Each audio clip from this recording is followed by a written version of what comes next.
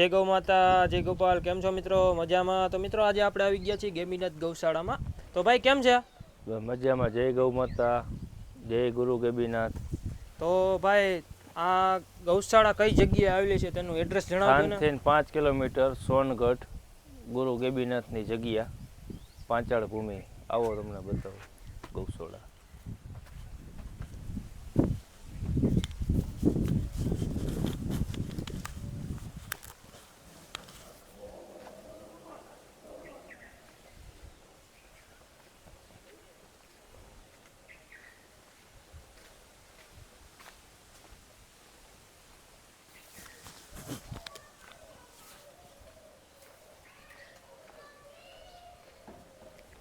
અને ભાઈ આપણે આ ગૌશાળાનું આખું સ્ટ્રક્ચર પ્લાન મુજબ બેહાડવામાં આવ્યું છે. અને તમે લોકેશન પણ તમે જોઈ શકો છો આ મંદિરનું. આ ટેકરા ઉપર આવેલું છે ને મંદિર? હા હા, બરાબર. તો મિત્રો આપણે અંદર પહોંચી ગયા છીએ ગૌશાળાની અંદર, તમે જોઈ શકો છો.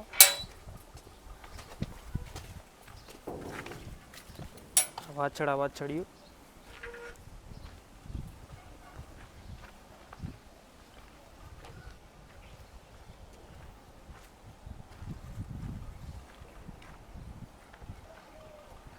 તો ભાઈ આપણે આ ગેબીનાથ ગૌશાળાની અંદર કેટલી ગાયો છે અંદાજિત?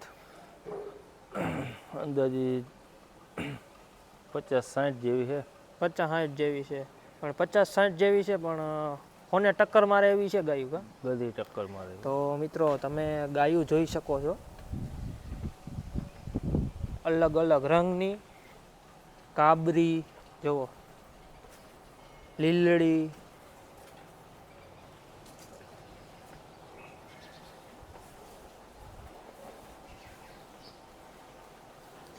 આ એક જ જગ્યાએ એવું છે કે ગાયું કાબરીને અત્યારે અહીંયા દેખાણી, બાકી બીજી એક જગ્યાએ ગાયું કાબરીને એવી દેખાતી નથી મોસ્ટ ઓફલી. એનું શું કારણ? એનું કારણ એ કે આ લોકો ભાઈ ખૂટ સારો. હા, બરાબર. એના લીધે આ વાળો આવો બને. હા હા, એના માટે.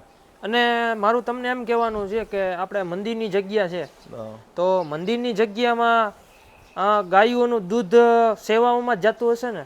ગાયોનું દૂધ સેવામાં જાય, મંદિરમાં સવાર સાંજનું બે સવાર ટાઈમ સાંજ અન્નક્ષેત્ર ચાલુ હોય.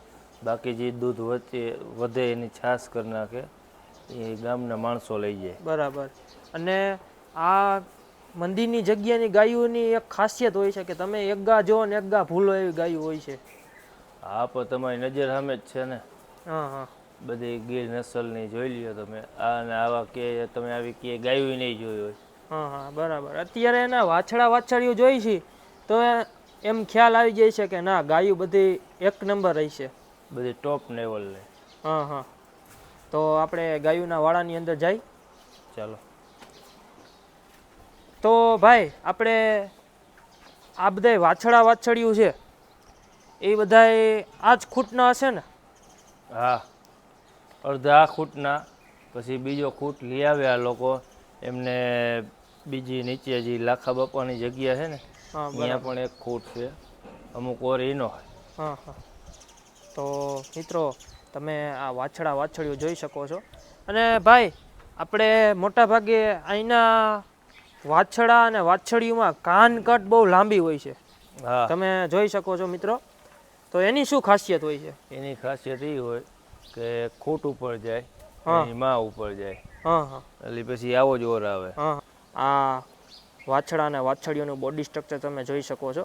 અને આની ઉંમરની વાત કરી તો ભાઈ છે 6-7 મહિનાની. 7 મહિનાના. બરાબર. અને કાયમી 2 આચર ધવરાવાના છે. 2 આચર ધવરાવી દેવાના. પણ એનું શું કારણ 2 આચર ધવરાવાના? એને પૂરતી રહે અને પશુ તમારે વાસળિયું સારી રહે, નિરોગી રહે. હા હા, એને માનું.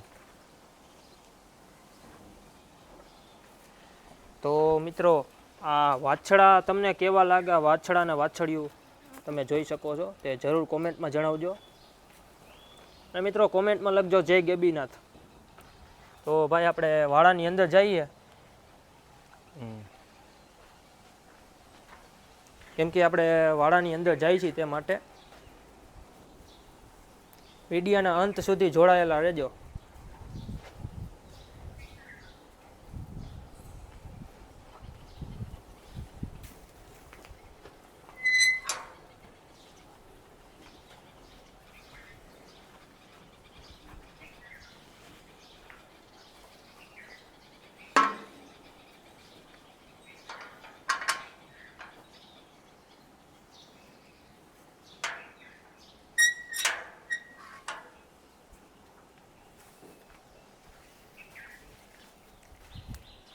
મંદિરની ગાયોની અંદર ભાઈ એક ખાસિયત ભીલાસિંગ, માસ્યાસિંગ, કુંઢાસિંગ, મોટા ભાગે કુંઢાસિંગની ગાયો હોય છે. એનું શું કારણ?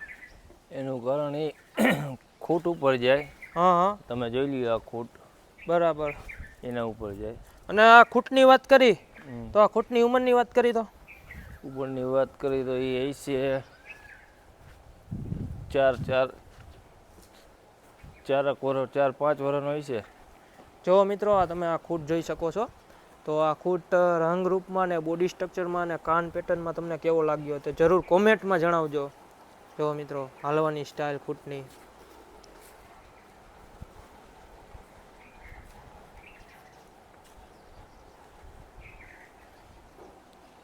અને ભાઈ આપણે મોસ્ટ ઓફલી સામે ઊભી ને એ ગાય તો બહુ ઓછી જોવા મળે છે. ક્યાંક જ ગૌશાળામાં જોવા મળે. એનું શું કારણ?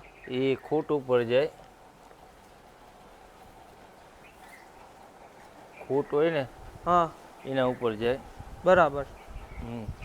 જોવો એનામાં માથે લાલ પાંદડી ટાઈપ ટૂંકમાં અને બાવરા જેવું જો તમે જોઈ શકો છો મિત્રો. અને એની ઉંમરની વાત કરી તો ભાઈ આ હશે 2 વેતરની માં, 2-3 વેતરની. 2-3 વેતરની માં હશે. એટલે મિત્રો તમે આ જોઈ શકો છો આ ગાય.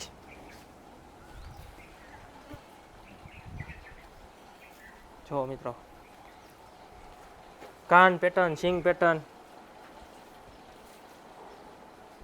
ઘરેણું કહેવાય. હે ભાઈ આ ગાય તો ઘરેણું ઘરેણું કહેવાય. સાચું ઘરેણું કહેવાય. આ ગુરુ ગેબીનાથનું ઘરેણું ભાઈ. હા હા.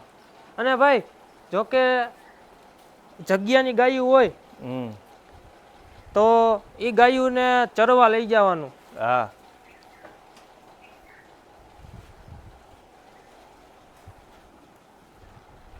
એવું હોય છે ચરવા લઈ જવાનું.